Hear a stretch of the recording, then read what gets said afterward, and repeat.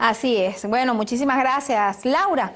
Nosotros aquí ya en compañía de Blanca Ecaut, segunda vicepresidenta de la Asamblea Nacional, y justamente sobre esas sanciones que ayer en la Asamblea Nacional se pidieron en contra pues de este semanario, el semanario Sexto Poder, que a través de publicaciones ha venido desprestigiando la imagen, la figura pues de líderes de los poderes públicos venezolanos o lideresas.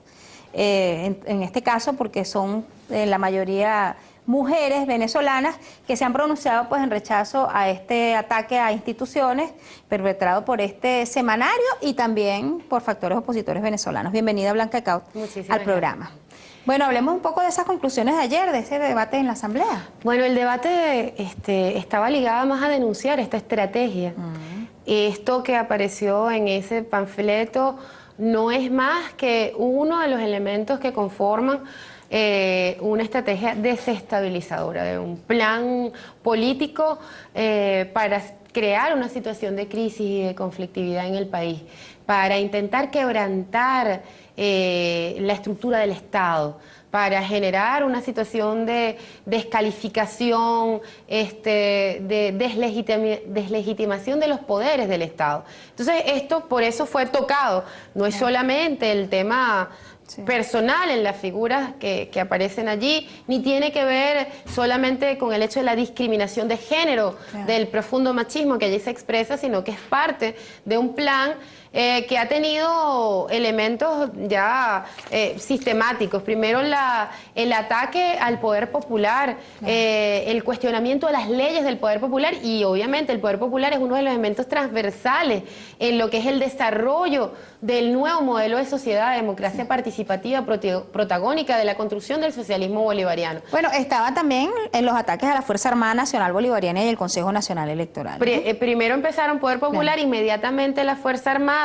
El ataque ha sido feroz, la descalificación al CNE, que también es incluido dentro de este ataque donde al Estado venezolano se le termina calificando como una especie de cabaret, de burdel, donde se habla de poderes que son prostituibles, que se compran y se venden, es decir, un irrespeto absoluto al Estado, a las estructuras medulares. Obviamente la Fuerza Armada Bolivariana es fundamental para la República, y han tratado de quebrantar la unidad de la Fuerza Armada, de generar una situación de descalificación permanente, donde no se respete al alto mando. Es decir, hay un montón de elementos que configuran un escenario muy parecido al del 11 de abril.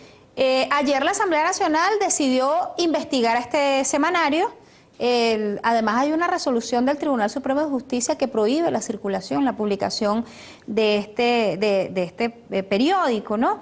Esto ha servido de argumento para que el tema de la libertad de expresión pues vuelva a ser referencia para estos factores opositores, diputada, y lo relacionan pues con un aspecto que ha sido justificación para decisiones internacionales que hoy justifican algunos ataques, el tema de los derechos humanos. ¿Cómo defiende el Estado venezolano, el gobierno venezolano, pues este tipo de medidas y las situaciones publicaciones como estas, pues responde el Estado? Un ataque, una agresión como esta a todos los poderes públicos sería sancionada aquí y en cualquier lugar del mundo. De hecho, vemos cómo en Inglaterra se apresaron a jóvenes por utilizar el Twitter o el Facebook. Hay detenidos niños de 11 años de edad por mensajes hechos a través de esto, que no son medios masivos de circulación masiva como es el caso de un impreso. Y sin embargo han tomado decisiones drásticas. En el caso de Estados Unidos ha tenido cierre de plantas por contenidos que ellos consideren amenazantes o descalificativos al Estado norteamericano. Pero igual podemos decir, esto no tiene que ver para nada con un tema de libertad de prensa. Y yo creo que si hay algún periodista, y fue lamentable que la mesa de la ultraderecha terminara apoyando a este medio, porque en este medio escriben, son columnistas permanentes de este medio, pranes. ¿Cómo puede una sociedad permitir que personas que están detenidas por delitos tan graves como el del asesinato, además en este caso es el asesinato, dentro de todo el largo expediente, de la hermana de una jueza, un atentado contra una jueza. La jueza le dio su vehículo a su hermana y su hermana fue asesinada en el momento que iba a buscar a los niños de la jueza. Si hay ahí un crimen, además, relacionado con coartar el ejercicio del Poder Judicial a partir de la amenaza. Entonces, estamos diciendo, este medio, este panfleto, el Sexto Poder, es financiado por un conjunto de grupos con intereses que están en el exterior, uno de ellos dirigido por Eligio Cedeño, sí, justamente una persona que se fuga del país por delitos. Entonces, esto no es un ejercicio de prensa. Ayer, por cierto, Desiree Santos Amaral denunciaba algunas prácticas a las que acostumbra este periódico, por ejemplo, la extorsión después de publicar algunas informaciones a quienes han sido en este caso afectados para revertirlas mediante nuevas publicaciones, una práctica pervertida, ¿no?, del ejercicio del periodismo. La existencia de un medio como ese sí hace daño al periodismo, hace daño de verdad a la libertad de expresión, porque la desfigura, porque es la utilización de un medio para mentir, difamar, descalificar, generar violencia, desestabilizar, y eso para nada puede ser un objetivo de la comunicación. Sí, el gobierno y los factores políticos que lo apoyan, pues prácticamente han, en el marco de este proceso de desestabilización, denunciado un golpe en marcha. Esto es de cara a las elecciones, esto se enmarca dentro de lo que está ocurriendo a nivel mundial con el debilitamiento de las economías y los procesos políticos capitalistas. ¿Cómo lo ven ustedes? En primer lugar, es lamentable, pero la oposición venezolana nunca ha tenido una agenda nacional. Está absolutamente determinada por los intereses del imperio norteamericano. Eso los llevó al golpe de Estado del año 2002, donde a partir de nuestra firme posición, de la del gobierno revolucionario, de nuestro presidente, comandante Hugo Chávez, de la ley de hidrocarburos, a partir de ese proyecto de leyes habilitantes, de esa decisión en torno a las leyes habilitantes, de la ley de tierra, se orquestó inmediatamente, y los medios de comunicación tuvieron un papel fundamental dentro de lo que es esta idea de guerra de cuarta generación para dar un golpe de Estado. Ese golpe de Estado fue derrotado. Y luego tuvimos la dramática experiencia del paro petrolero. 20.000 millones de dólares perdió el pueblo venezolano de este boicot que intentaba quebrar la economía. Ya vamos a seguir conversando, porque además hay decisiones soberanas que ha tomado el Estado que pudieran también presionar esas acciones intervencionistas que hemos sentido en los últimos meses en el país. Pero tenemos información desde prensa. Nos vamos nuevamente con Laura Ascensión. Laura. Sí, muchísimas gracias, Tatiana. Interrumpimos una vez más esta transmisión para informarles que nuestro compañero Luis Villalta se encuentra en la plaza. Muchísimas gracias. Bueno, gracias, Laura. Nosotros seguimos aquí en compañía de Blanca Caut, segunda vicepresidenta de la Asamblea Nacional, alternando además con Libia, porque como saben, pues hay una situación allí de recrudecimiento de los ataques de la OTAN y de resistencia de las fuerzas aliadas de Muammar al-Gaddafi. Vamos a ver si podemos retomar esa comunicación con Telesur brevemente para abordar este tema tan importante con nuestra invitada esta mañana, porque algunas agencias internacionales, pues, haciendo uso del alcance a nivel mundial, están tratando de imponer una matriz de haber sido, pues, controlada la situación por parte de fuerzas rebeldes. De este tema quisiera hablar en esta última parte del programa, cuando Venezuela, pues, ha abiertamente expresado su rechazo a estos ataques, independientemente de lo que signifique la figura de Gaddafi, quien, por cierto, envió recientemente una misiva al presidente Hugo Chávez, rechazando también estas acciones intervencionistas en Libia. Esto está ocurriendo en Libia, pero también en Siria está un proceso en marcha que pudiera desencadenar, pues, y servir de alerta para Venezuela. ¿Qué dice Blanca Caut? Te decía en lo que fue tu pregunta anterior, si esto era una estrategia de golpe de Estado. Decías un escenario parecido al 11 de abril, tomamos medidas en torno a la ley de hidrocarburos, inmediatamente se orquestó el golpe y luego el paro petrolero, 63 días llamando a la desobediencia, a la guerra civil. Es decir, todo un paro orquestado para boicotear la economía nacional y pues efectivamente propiciar una ruptura del sistema democrático. En este momento, en el escenario internacional de una de las crisis más fuertes, una crisis estructural del sistema capitalista, del imperio norteamericano, la amenaza sobre Venezuela que es el productor, o mejor dicho, es el país con las reservas probadas de petróleo más grandes del mundo, pues se intensifica. Se intensifica porque no solamente tenemos esas reservas que son de interés de países que tienen crisis energéticas muy graves, sino que además hemos decidido tener una política soberana, de control de nuestros recursos. Entonces, obviamente, la agenda de la desestabilización nunca ha dejado de estar presente en la oposición porque nunca han jugado dentro de las reglas del juego democrático porque no tienen una agenda venezolana, su agenda está dictada. Eso los obligó a irse del Parlamento en el 2005, no participar en el proceso electoral, a pesar de tener nosotros el sistema electoral que es ejemplo para el mundo de ser totalmente automatizado, transparente, efectivo, que puede ser de alguna manera evaluado, que ha tenido observadores de todo tipo, y sin embargo permanentemente es descalificado por la oposición venezolana, preparándose para acciones desestabilizadoras. No es una cosa de un imaginario, es golpe, es paro, son guarimbas. Estamos hablando de 140 paramilitares que entraron al país traídos por la oposición para generar una situación de confusión, para el de nuevo plantearse una intervención extranjera. Nosotros estamos... ¿Qué tan cerca pudiéramos estar, teniendo como referencia lo que ocurre en Libia, lo que está ocurriendo también en Siria, y esos antecedentes en Venezuela, qué tan cerca estamos de ello, más allá del discurso político y de las advertencias que ha emitido el gobierno? Mira, yo creo que es importante estar alerta, porque lo que impide cualquier acción violenta es la organización, la movilización y la conciencia del pueblo. Pero creo que estamos más lejos que nunca.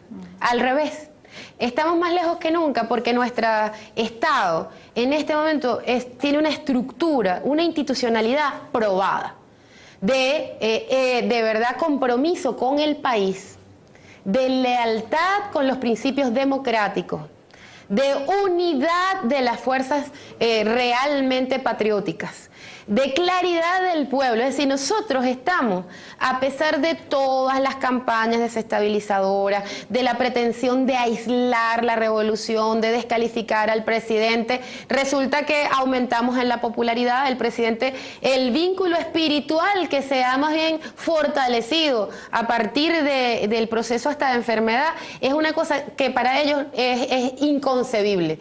La debilidad de la oposición, que está dividida porque sus intereses son intereses muy bastardos, muy mezquinos, que no logran cohesionar un liderazgo y sobre todo no tienen un proyecto que presentar, porque ellos no pueden salir con su cara destapada a decir que las reservas y que el oro permanezca en un imperio quebrado, en una Europa en crisis. Es decir, que tú le dejas a tu vecino que no tiene... que además es un mafioso que saquea a todo el mundo, que te cuide a ti tu casa. Es una cosa absurda. Entonces no pueden decir que son neoliberales, que efectivamente echarían por tierra los avances de la revolución, avances que son reconocidos por la CEPAL, donde Venezuela es uno de los países que ha avanzado más en la garantía de los derechos sociales y económicos del pueblo. Aún con reformas, con respuestas que han dado algunos gobiernos en el mundo, esos planes han avanzado. ¿Cuál es la garantía de que en Venezuela no pueda reproducirse una realidad como esta? Yo no digo que no hay garantía, es la barbarie capitalista. La barbarie capitalista es que ante la imposibilidad de tener propuestas que se conviertan en alternativas para el mundo, ellos están como la oposición en el país, lo que les queda es la represión. Pero el tema es que en Inglaterra hay 1.600 personas detenidas por el levantamiento que se hizo en Londres. Estamos hablando de una especie de Caracazo en Londres, que hay revueltas en Atenas, que hay revueltas en España, que hay revueltas en Irlanda, que hay revueltas en el mundo entero, que los modelos del capitalismo exitoso como en Chile están esta vez también en una situación de crisis. Entonces yo te digo, no es que la amenaza no esté, pero sería distinto porque cuando uno tiene gobiernos lacayos es muy fácil que entre la estrategia imperial, como entró en Afganistán, que fue un gobierno puesto por los Estados Unidos, los talibanes asesorados por los Estados Unidos porque un miembro de la CIA, el señor Bin Laden, miembro de la CIA, fue el que estructuró ese gobierno talibán, luego fueron depuestos y tomó el control de Estados Unidos. En Irak, Saddam Hussein era socio de la CIA, fue un país utilizado para atacar al gobierno iraní, al pueblo iraní, y también es allí donde actúan. Y aquí más cercano, en Latinoamérica, Noriega, en Panamá, fue miembro de la Escuela de las Américas, fue parte de la Marina norteamericana, era socio de ellos y también allí entraron. Cuando se da la ruptura porque hayan traidores en los gobiernos, se pueden generar acciones, y lo que nosotros queremos es impedir que los traidores vuelvan a estar en el gobierno venezolano. Por eso la alerta: si queremos un rumbo de paz y de democracia, tenemos que garantizar que siga la revolución bolivariana. Gracias a Blanca Caut, segunda vicepresidenta de la Asamblea Nacional. Tenemos que despedir porque si no se nos llevan el programa, amigos. Ya está por iniciarse nuestra emisión meridiana a las 12 en punto, a NTV Noticias con ustedes. Gracias por acompañarnos. Mañana a las 10 una vez más en una nueva edición de Hoy en Contexto. Hasta luego. Pues en rechazo a este ataque a instituciones perpetrado por este semanario y también por factores opositores venezolanos. Bienvenida Blanca Caut al programa. Gracias. Bueno, hablemos un poco de esas conclusiones de ayer, de ese debate en la Asamblea. Bueno, el debate estaba ligado más a denunciar esta estrategia. Esto que apareció en ese panfleto no es más que uno de los elementos que conforman una estrategia desestabilizadora, de un plan político para crear una situación de crisis y de conflictividad en el país, para ir como una especie de cabaret, de burdel, sí, donde se habla de poderes que son prostituibles, que se compran y se venden, es decir, un irrespeto absoluto al Estado, a las estructuras medulares. Obviamente la Fuerza Armada Bolivariana es fundamental para la República, y han tratado de quebrantar la unidad de la Fuerza Armada, de generar una situación de descalificación permanente, donde no se respete al alto mando. Es decir, hay un montón de elementos que configuran un escenario muy parecido al del poder popular, el cuestionamiento de las leyes del poder popular, y obviamente el poder popular es uno de los elementos transversales en lo que es el desarrollo del nuevo modelo de sociedad, de democracia participativa, protagónica de la construcción del socialismo bolivariano. Bueno, estaba también en los ataques a la Fuerza Armada Nacional Bolivariana y el Consejo Nacional Electoral. Primero empezaron Poder Popular, inmediatamente la Fuerza Armada. El ataque ha sido feroz, la descalificación al CNE, que también es incluido dentro de este ataque, donde al Estado venezolano se le termina calificando. Así es. Bueno, muchísimas gracias, Laura. Nosotros aquí ya en compañía de Blanca Caut, segunda vicepresidenta de la Asamblea Nacional, y justamente sobre esas sanciones que ayer en la Asamblea Nacional se pidieron en contra, pues, de este semanario, el semanario Sexto Poder, que a través de publicaciones ha venido desprestigiando la imagen, la figura, pues, de líderes de los poderes públicos venezolanos o lideresas. En este caso, porque son la mayoría mujeres venezolanas que se han pronunciado. Intentar quebrantar la estructura del Estado para generar una situación de descalificación, de deslegitimación de los poderes del Estado. Entonces, esto por eso fue tocado. No es solamente el tema personal en las figuras que aparecen allí, ni tiene que ver solamente con el hecho de la discriminación de género, del profundo machismo que allí se expresa, sino que es parte de un plan que ha tenido elementos ya sistemáticos. Primero el ataque al poder